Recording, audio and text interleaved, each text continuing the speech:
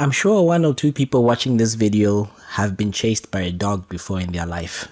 It's never a good sight to see. Grab a piece of paper and let's go.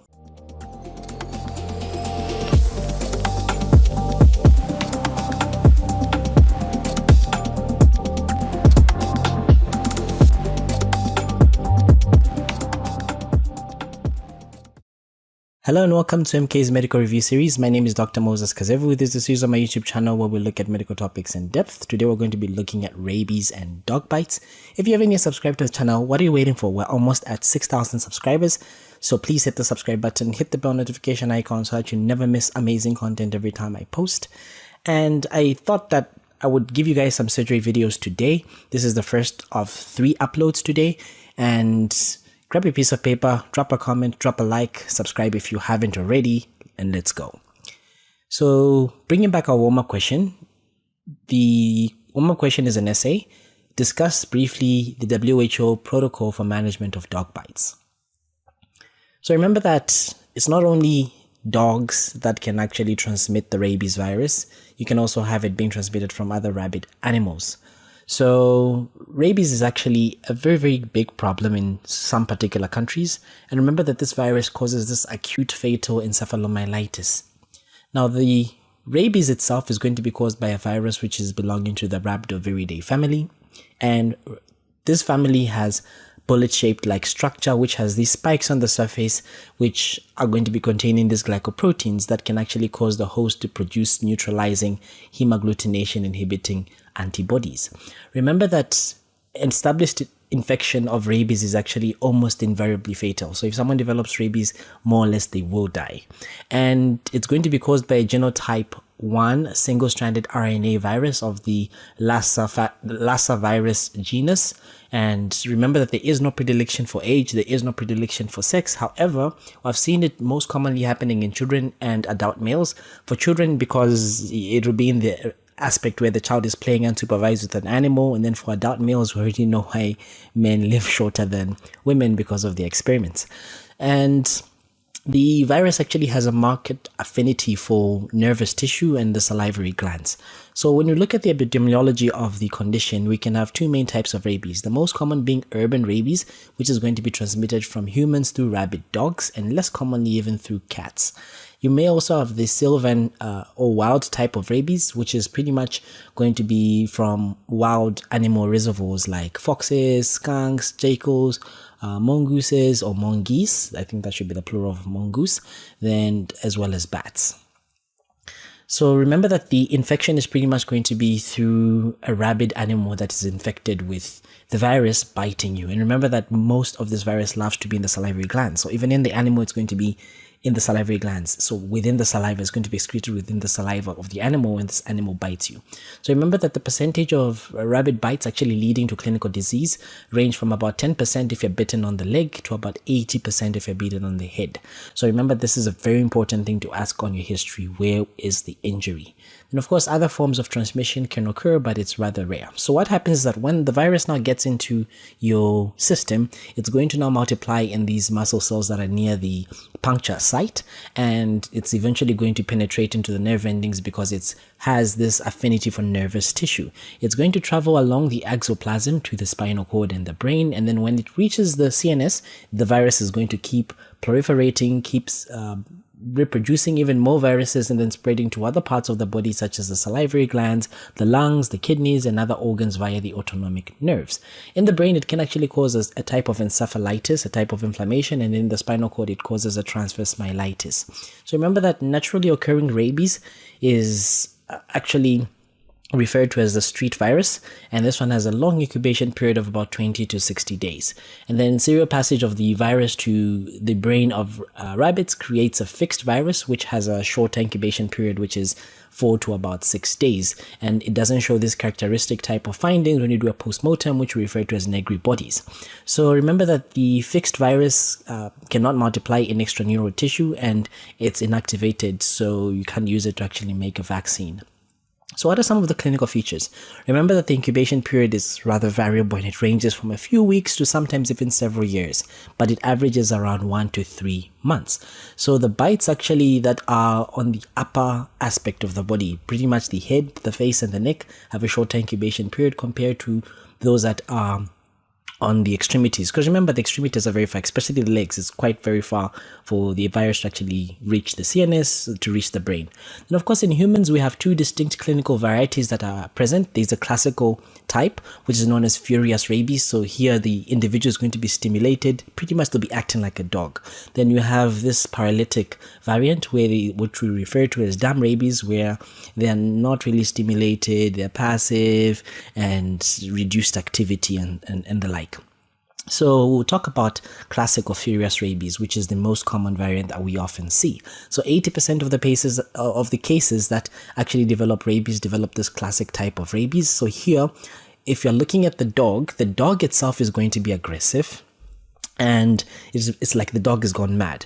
And remember that the dog will change its behavior. It's going to lose its fear for humans. It starts biting random objects, eating mud, just having this strange behavior. You may even have this voice changes, inability to bark properly, excessive salivation, foaming, and eventually to be paralyzed, and it will lead to death. So if you notice these features in the dog, please take the dog to the vet because this vet may actually come and assess whether this dog needs to be put down or it can still be saved.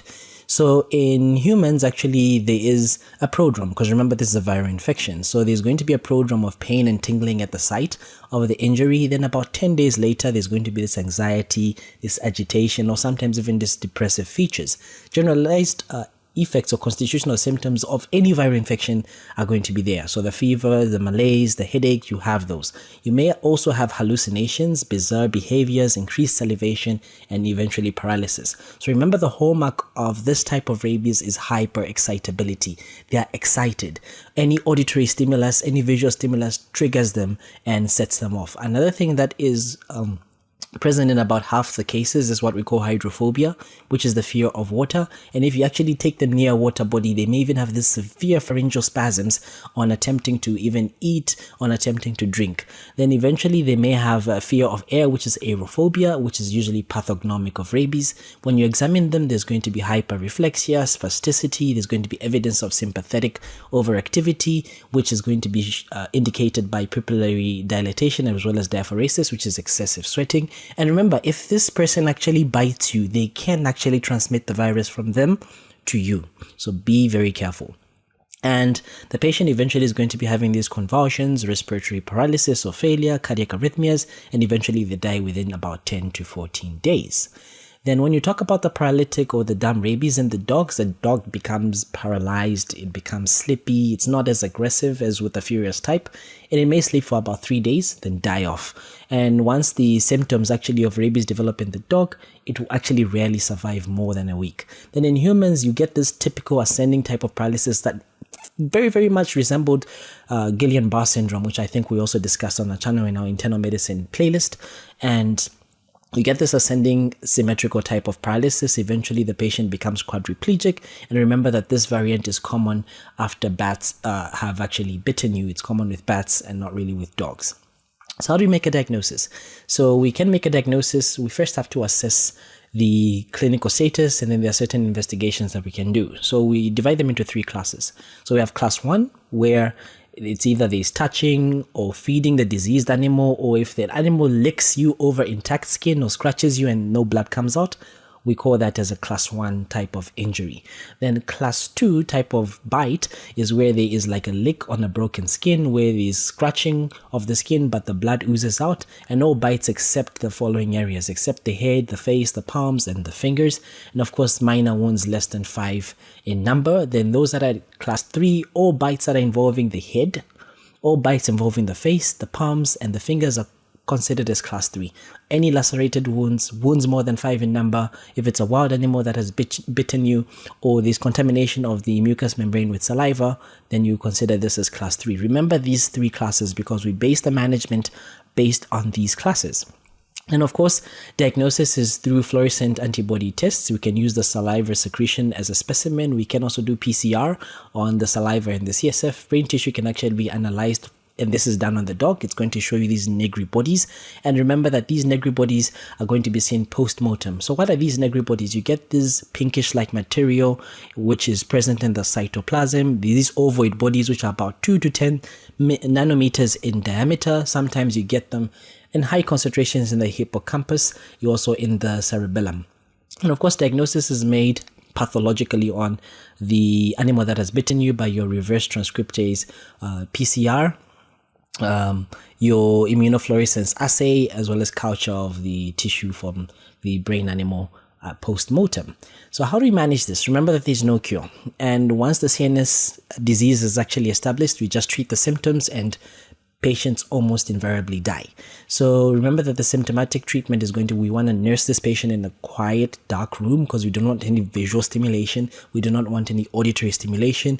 Give them some nutritional support. Respiratory support is very important. So if they have features of respiratory failure, quickly put them on a vent. Then of course, cardiac or cardiovascular support is necessary. Certain drugs that we often use include morphine, diazepam, chlorpromazine, and these can be used in patients who are excitable. And most patients will actually die within 3 to 10 days after developing symptoms. How do we prevent this? Remember, there is what we refer to as pre-prophylaxis, pre-exposure prophylaxis. So this is given to individuals that are at high risk. Which are these individuals? Those that work with animals. Those are animal handlers, the vets, and also the laboratory workers. So we give them a vaccine. So we give them 3 doses, 1 ml of the human diploid cell vaccine or the chick embryo cell vaccine. This is given either as a deep subcutaneous or intramuscular injection on day 0, 7, and 28. This actually does provide effective immunity. Then we can actually reinforce the dose after 12 months, and additional reinforcing doses are given every 3 to 5 years, depending on the risk of exposure. Now, what about someone who has already been bitten by a dog? So remember that the wound should be cleaned thoroughly and with soap and water, and it should be left open. Do not close it up. Do not tie it up. There's a high risk of bacteria setting in there. There's a high risk of you developing compartment syndrome, especially if you wrap it too tight. You want to clean it with povidone, which is iodine, or alcohol, which is recommended as this reduces the viral load. Then you give about 20 international units per kg of human rabies immunoglobulin immediately. Half of this immunoglobulin should be injected around the wound site, and the other half is given intramuscularly. Then people that have previously been immunized against rabies actually do not need to receive the immunoglobulins. They just need to receive the post-exposure vaccination, which is the short course, which is given as day 0, day 3, and day 7. Then, of course, we give 5 doses of 1 ml of the human diploid cell vaccine. It's given intramuscularly on day 0, day 3, day 7, day 14, and day 28.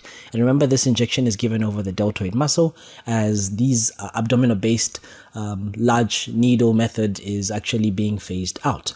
Then, of course, prophylaxis is effective when it's given within 10 days of exposure, but the quicker or the earlier you get to the hospital, the better it is for you. And sometimes you may get some reactions to the vaccine, some anaphylactic reactions, but this is very uncommon. Then domestic animals also should be vaccinated if there is any risk of rabies in the country. And there's these mass vaccinations that often go on with animals and pets, and they encourage people to vaccinate their animals and actually have vaccine certificate. Then, of course, we should put down the ones that cannot be vaccinated or the ones that are actually injected. So we can give 1 vaccine as a single dose, 5 ml to dogs, 3 ml to cats, and then the second dose is given after 6 months, then once every year regularly. Then we can also give a modified live virus vaccine, 33% infected chick embryo suspension. You give this about 3 ml as a single dose, which is repeated once in every 3 years. And then the oral vaccine, which is used successfully to control wild foxes in Canada by placing, of course, the vaccine in food through the baits and the food that we leave there in the wild. But of course, the vets are the ones that would know a lot of details concerning this aspect here. So now let's move on to dog bites, since we've now discussed about rabies. Now to zone in and actually zoom in into the dog bites. So remember that for all patients that are actually presenting, you actually need a thorough history and a clinical examination. It's a must, and you must obtain certain details from your history. So it's vital that Any serious or any major injuries are excluded, such as any injury to the airway. Make sure that you don't have any cervical injuries, so make sure that the cervical spine is secured.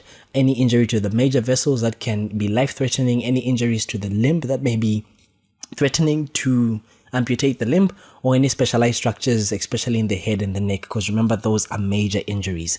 Then we want to assess the patient according to our advanced life trauma support system, which is our ABCs, and any penetrating bite injury can lead to considerable damage to both hard tissue and soft tissue. So always keep that in the back of your mind. So what important things do we want to get on our history?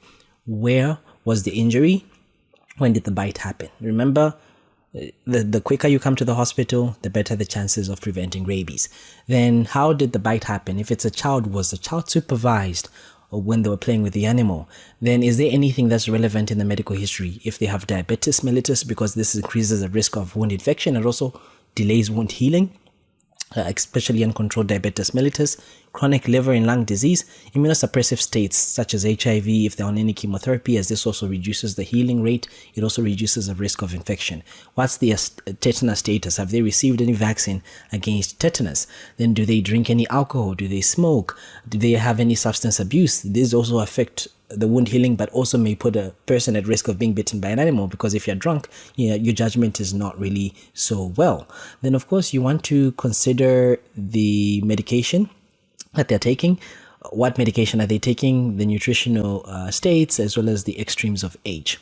Then the timing of the injury and the time when they presented is very vital, because if someone delays to present, the treatment can actually not really work. They may still progress and develop rabies. Then when you do your physical examination, it's very important to actually zone in on the local physical examination. So we want to examine the wound. So examine the wound, and you may see that there may be some tissue tears, there may be some lacerations, there may be some puncture wounds, there may be a crush injury with or without any resulting tissue loss. And then of course, consideration should actually be given to the presence of any hard tissue, soft tissue, or a combination of the both if you have any of these injuries. But remember, typically the type of injury that you get with a dog bite is what we refer to as a hoe and tear effect, where there's a combination of a deep puncture wound and tissue being teared out. So remember, the dog bites you and latches onto your tissue, and then it doesn't let go until it comes off with some meat or something. So it would be like a hole with some tissue that have been ripped apart or shredded. Then of course, the dog bites at the minor ends of the scale of the severity can be as simple as things like abrasions or even superficial penetration of the skin layers. And these wounds actually, they'll just present to a general practitioner for just basic treatment. Then of course, they may be damage to muscles, vessels, nerves, bones, joints, and these are going to be serious injuries.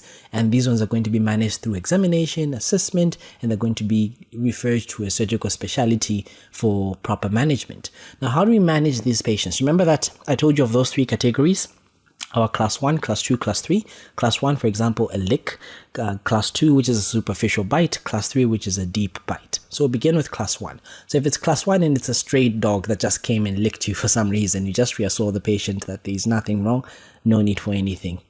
If it's a tamed animal that's vaccinated, again, the reassurance is good enough. If it's a tamed animal that's unvaccinated, reassurance is good enough. Then we come to class 2, where there's now a superficial bite or even a scratch and there's some blood that has oozed out. So if it's a stray dog, we give them first aid. I'll explain what the first aid that we give them in the next slide. Then we give them the full anti-rabies vaccine, the full course. I'll explain how we give the full course very shortly in the next slide, about 5 doses. If it's a tamed dog that is vaccinated, you want to emphasize that you want to see the vaccine certificate. And of course, if it's valid, then you give your first aid, and then you observe the patient and the dog for 10 days. Then of course, if nothing happens after 10 days, then that's all right. Then if it's a tamed unvaccinated dog, then you give them first aid and you observe them for 10 days. Then that's the patient, because of course the dog, you want people to find it. Then if it's a class 3, which is a deep bite, if it's a stray animal, we give them first aid, we give them the full anti-rabies vaccine. This is not antiretroviral treatment, but rather anti-rabies vaccine. We debride the wound, and we also give them the rabies immunoglobulins. If it's a tamed but vaccinated animal, first aid again, then we give them a short course. So there's a short course and there's a full course. Then we debride the wound, we give them the rabies immunoglobulins. If it's an untamed a tamed unvaccinated, rather, we give them the first aid, the anti-rabies vaccine, the full course, you debride the wound, and we give them the rabies immunoglobulin. So just pause the video right now, take a screenshot of this picture, it will help you actually with the management of dog bites. Then what's the first aid that we give? So remember that we decontaminate the wound. So we wash it as thoroughly as possible with a lot of water and a lot of soap. We irrigate it, we debride, we remove any foreign bodies, remove any dead tissue, and this is going to be preventing any subsequent infection. Clean it as much as possible. Then of course we may dress the wound, but we largely like to leave them open. Then local anesthetic can sometimes be administered into the uninjured or uninvolved skin away from the damaged tissue. And if it's in a distal peripheral, if a distal periphery is involved, then of course we instruct the patient to elevate the affected limb, and this can reduce any swelling or any tissue edema. And then, of course, we give them the tetanus immunization, which is our anti-tetanus toxoid, 0.5 mils over the deltoid intramuscular. We cover them on broad-spectrum antibiotics because remember that these are high-risk wounds, especially those that are located on the hands, puncture wounds, those that are in immunocompromised host. We largely cover them on prophylactic antibodies, even those that present late, those that present after 9 hours of the injury. So our first choice is, of course, our co-amoxiclav, that's amoxicillin and clavulanic acid. We can also use cloxacillin in some cases, and for patients that are allergic to penicillins, doxycycline combined with metronidazole can actually be used. Then what about our anti-rabies vaccine? So remember that this one is going to be providing active immunity. So this one is a human diploid cell rabies vaccine, and the dose is 1 ml, which we give over the deltoid or the lateral aspect of the thigh as an intramuscular or sometimes an intradermal. If we give it intradermal, we give smaller doses. So the frequency, if we give a short course, it's at day 0, day 3, and day 7. That's a short course. If we give the full courses, that's day 0, day 3, day 7, day 14, and day 28. Then we also give our rabies immunoglobulin. Remember, this is given at 20 international units per kg. Half of it should be injected around the wound. The other half should be given as an intramuscular away from the site of the rabies vaccine. And then, of course, wound closure. Like I said, we rarely close these wounds. So the wound closure, primary closure, is rarely recommended. And the majority of these injuries, we're going to leave them open to heal by secondary intent.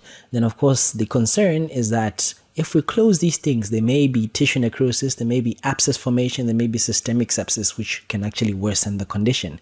So in cases where there are minor wounds such as superficial lacerations, abrasions, we just have to thoroughly clean them, and wound toiletry can actually be undertaken with irrigation.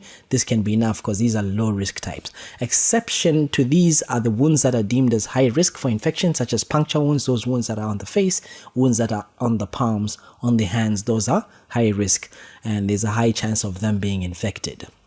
Now, the prevention, for example, for the dogs, we vaccinate the dogs as much as possible, so mass vaccination.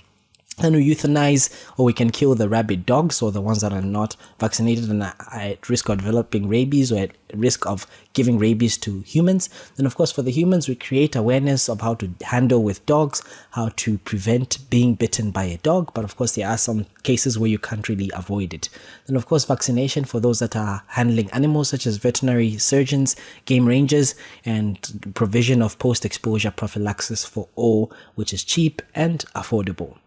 Some complications include infections by Pasteurella species, lymphangitis, local abscesses, septic arthritis, tenosynovitis, osteomyelitis, and remember, bite wounds can be complicated by serious dissemination of the infection, which may lead to septic shock, it may lead to meningitis, it may lead to brain abscesses, endocarditis, and the other sequelae that are going to be even including disseminated intravascular coagulation, especially in those patients that are immunocompromised. Back to a warm-up question, which is an essay. Discuss briefly the WHO protocol management of a dog bite. Remember that the treatment depends on the category, the depth of the bite, and the nature of the dog, whether it's a stray, tamed, vaccinated, or unvaccinated tamed dog. And of course, I showed you this table earlier on. I won't go over it again. You can just simply refer back to the table that I think you have been writing down if you have been following this lecture. Then, of course, the first aid, like I already told you, cover them on broad-spectrum antibiotics, give them the anti-rabies vaccine, give them the rabies immunoglobulins, and of course, remember the prophylaxis is effective when it's given within the first 10 days. Beyond this, it's the higher chances of it not working. I really hope you enjoyed this video on rabies and dog bites. If you did, consider subscribing to the channel, hit the bell notification icon so that you never miss any such content every time I post. To Zambia and beyond, see you in the next video. Until next time, bye bye.